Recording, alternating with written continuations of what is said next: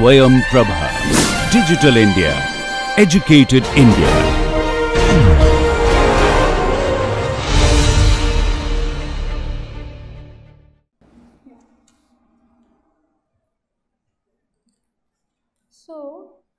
So now that we understand Sperner's lemma, let us try to come up with a Sperner labeling in this setup. So to do that, first of all, I need to explain something intermediate, which is ownership labeling.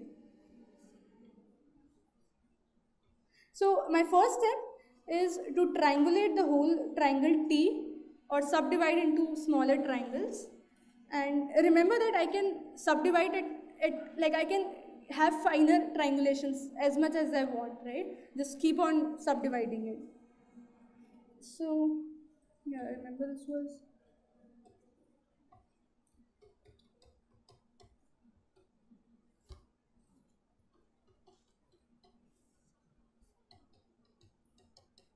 Okay, so this is how the ownership labeling is there. So this is just one labeling intermediate. This is one intermediate labeling, and based on this ownership labeling, I'll define a Sperner labeling on this triangulation. So ownership labeling just says that every elementary triangle must have all agents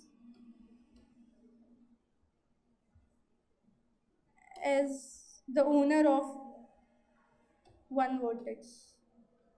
Okay, this is not a very formal statement, but let me tell you what am I trying to do. So let's say I label that this particular vertex, the owner of this particular vertex is, let's say, agent A.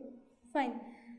And I say the owner of this particular vertex is agent B. For this, it's agent C.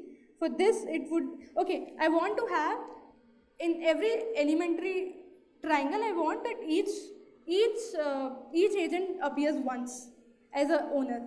So can you tell me what would be the owner of this particular triangle? A, right? So just continue in that fashion, and this is B, this is C, this is A, this is C.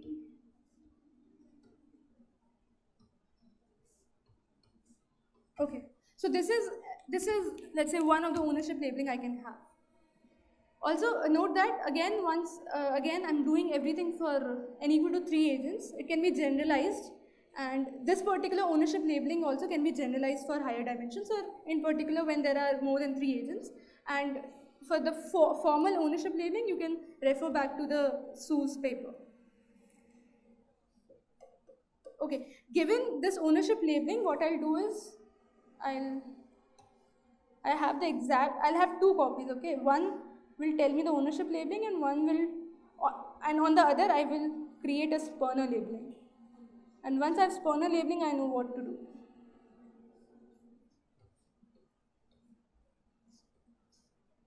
Okay. So remember, this particular cut represents this cake division. This represents that you don't have you have empty pieces in the first and third piece, and the whole cake is the whole cake goes to the second interval. Okay, so what I do is this particular thing. I need to label every vertex, right? So I go to every vertex and I find out who is the owner of this particular vertex and ask that particular agent, let's say A, at this particular cut, it's a valid cut as we've already seen. At this particular cut, which is the piece 1, 2 or 3 which you prefer the most?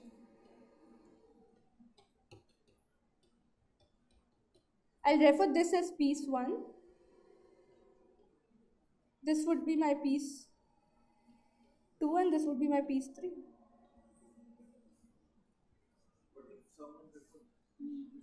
Yeah, just again arbitrary types. Yeah, just break it arbitrarily. Okay.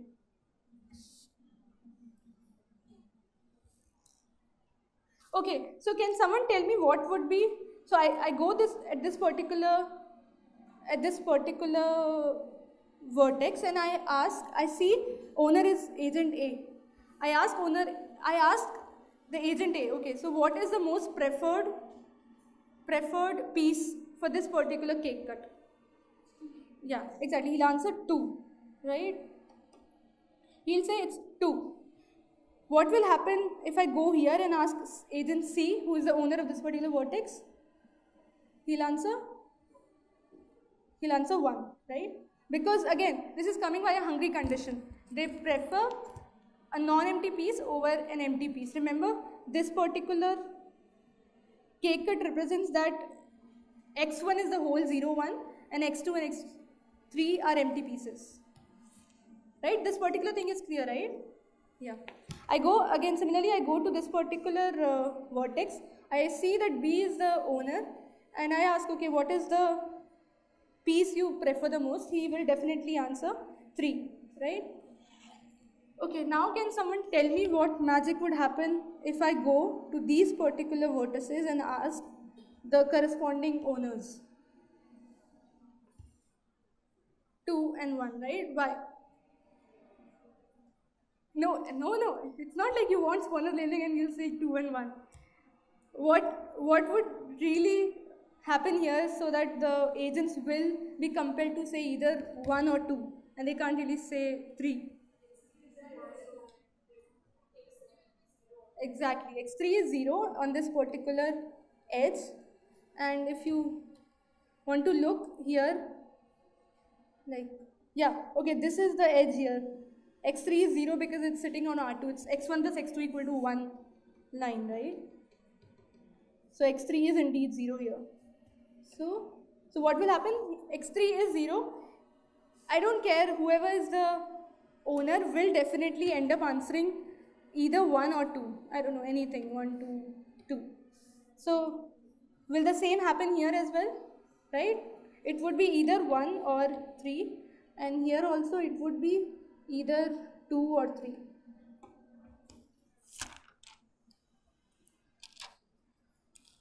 Okay, so magically we have indeed ended up with a Sperner labeled triangulation of this triangle T. And also remember, this triangle T does represent every possible cake cut you can ever imagine, right? So we have seen as A, B and C. Yes. And A gets x1, B gets x2, not like that. No. These are just x1, x2, x3. The allocation or the assignment has not been done yet. So No, yes. No. These are just cuts. The first cut, second cut, the length of the first piece, second piece and third piece. And therefore we had summation xi is equal to 1. Yeah. No allocation has been done. We'll see. The cut also hasn't been decided. It's just the setup I'm doing right now. No allocation, no assignment has been done. Yeah. So very fortunately, I have ended up with a Sperner-like setting, and it would be now ridiculous to not apply Sperner's lemma, right? So let us, okay, apply Sperner's lemma. Okay, note that I can indeed apply Sperner's lemma and get the conclusion of it because I am satisfying the hypotheses of Sperner's lemma. Apply Sperner's lemma.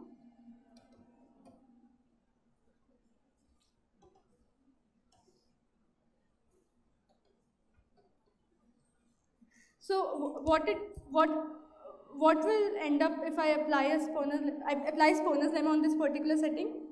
It will give me what? Yeah, existence of elementary triangle. Yeah, just the existence. Existence of a fully labeled elementary triangle. Right? Yeah. Okay, so what is also a property of this particular elementary triangle? What else do we have it? We know that, fine, the labels, the Sperner labels are, let's say, 1, 2, 3. What else do we have it in terms of agents? So, okay, applying Sperner's lemma will indeed give me a fully labeled elementary triangle, fine. But what else is there here? Like in terms of owners, what had I guaranteed in terms of ownership labeling? It will say that, yeah, so exactly, every agent does appear on exactly one vertex. So let's say this is agent A. So owner of this particular vertex was agent A. This was, let's say, B, and this was, let's say, C. Okay. So basically at this particular cut, agent A prefers piece 1. At this particular cut, agent B prefers piece 2, and then at this particular cut, similarly, agent C prefers third piece of this particular cut. Yes. So what we have ended up is not a single cut, but 3 somewhat nearby cuts if the triangulation is fine enough. Like I can note that I can triangulate it further, like, I don't know. So this is a finer triangulation.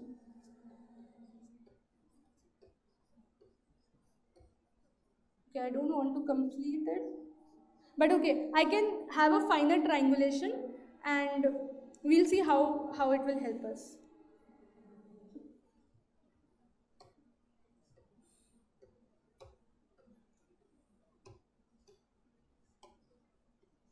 Yeah.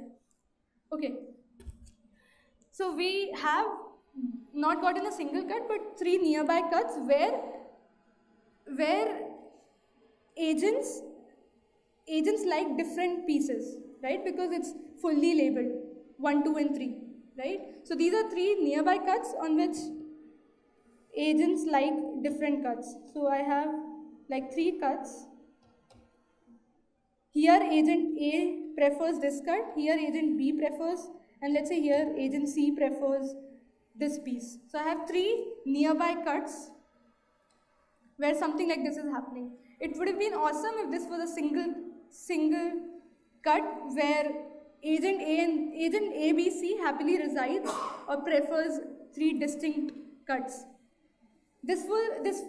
Okay, in that particular case, can you see it would guarantee existence of an NV-free cake cut? Because that's how we constructed the Sperner labeling. We asked the owner which is the piece you preferred the most. If you've gotten that piece, you would be NV-free, right? Yeah. Yeah. So at this particular point, we would need one more assumption. Okay. How many of you are familiar with closeness, closed sets, open sets? Okay. Oh, you are. Okay. So the argument is a limiting argument. On a very high level idea, what I'll do is I'll have an increasing sequence of these cuts. So I've gotten this and I'll keep on having finer triangulations, keep on finding fully labeled elementary triangle, and what I'll end up having is at the limit of this particular sequence, it will be a single cut where every agent prefers different pieces.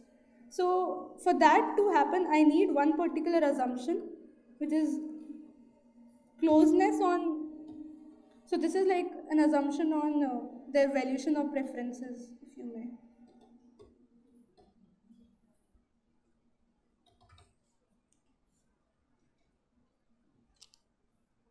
Okay, it just says that, let's say, you denote this particular x by, this is a cut, x1, x2, x3. Okay. Then you consider a sequence of cuts.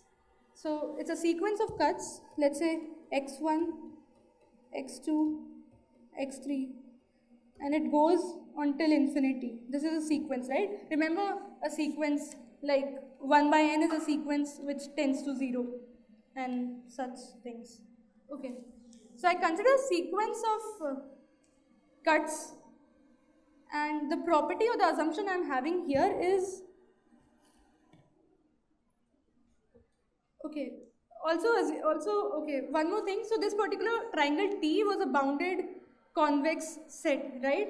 So which means that it comes from Bolzano-Weierstrass theorem, which let's just take means on word, but since T is, let's say, bounded, closed or compact, there will exist a convergent subsequence. Convergent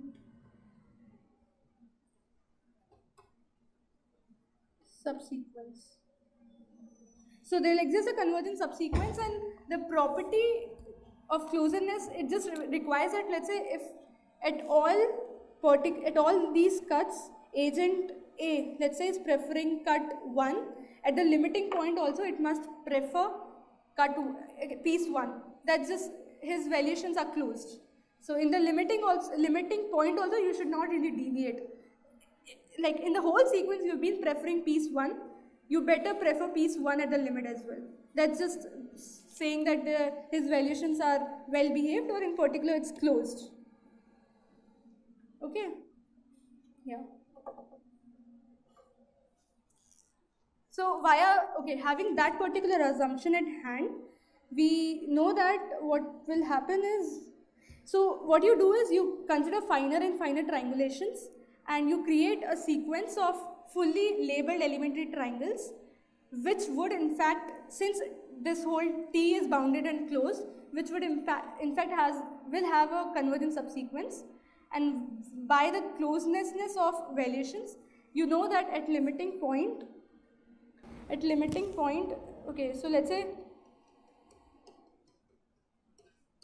so these are, let's say, increasing sequence of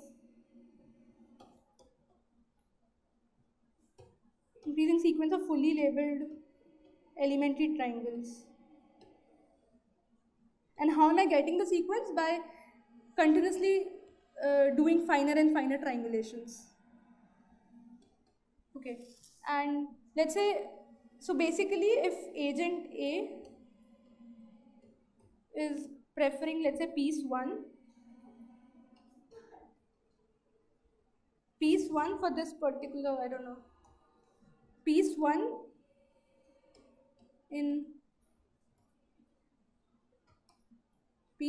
at every cut in the sequence X,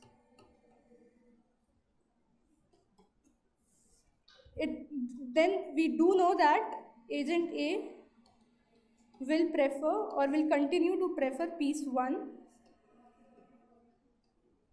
at the limiting cut. And I know that the limit does exist. There will exist a convergent subsequence at the limiting cut. Let's say X bar. And the same will happen for the rest of the agents. B and C will continue to prefer their individual pieces, and since we have fully labeled elementary triangles to begin with, we will basically arrive at a cut at which every agent prefers a distinct piece and also is envy-free. Yes? Okay, by increasing sequence, I just mean that the distance between these vertices is decreasing. Okay, so it's just a sequence. Okay, I see the confusion, but what I just mean is I'm doing finer and finer triangulations, and therefore I'll have another triangle, fully labeled triangle here, and keep continuing that. We'll have finer and finer triangulations, keep on finding fully labeled elementary triangle according to Sperner's lemma, and that's the sequence I'll create. That's it.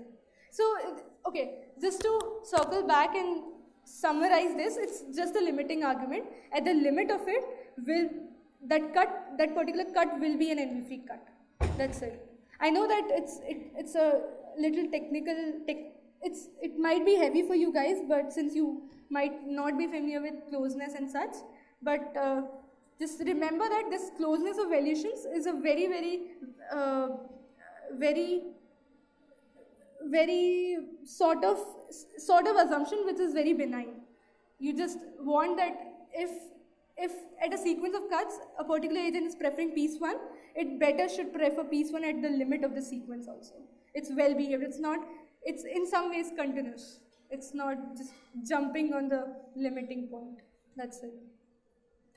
So that's the end of the proof. So what we did was we started with some assumptions. First one was hungry assumption, and the second one is this closeness assumption.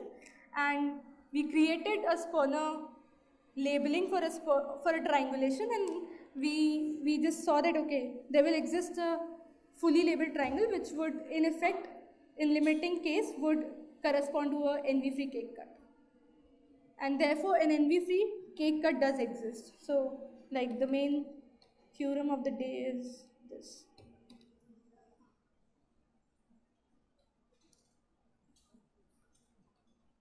A connected NV-free cake cut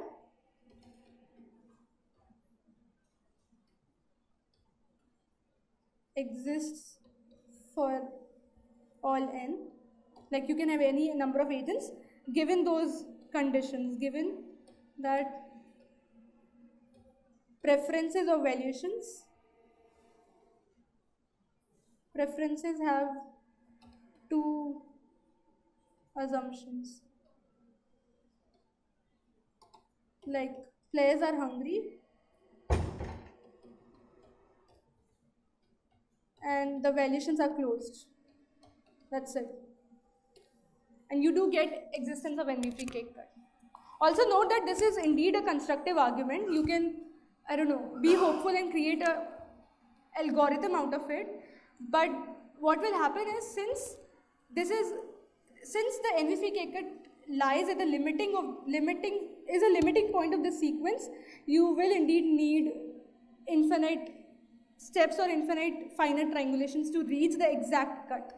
So again, as Stromquist has already told us that a finite protocol does not exist, this indeed, being a constructive argument, will not translate back to an efficient algorithm, since the existence is in the limiting case. Yeah. So we do get existence via, and also get to know a cool result, but it does not give us an efficient algorithm. Yeah. It might again give epsilon approximate NV-freeness if we are okay with epsilon error, but we wouldn't be able to get an exact NV-free cake cut in polytime, let's say. Yeah.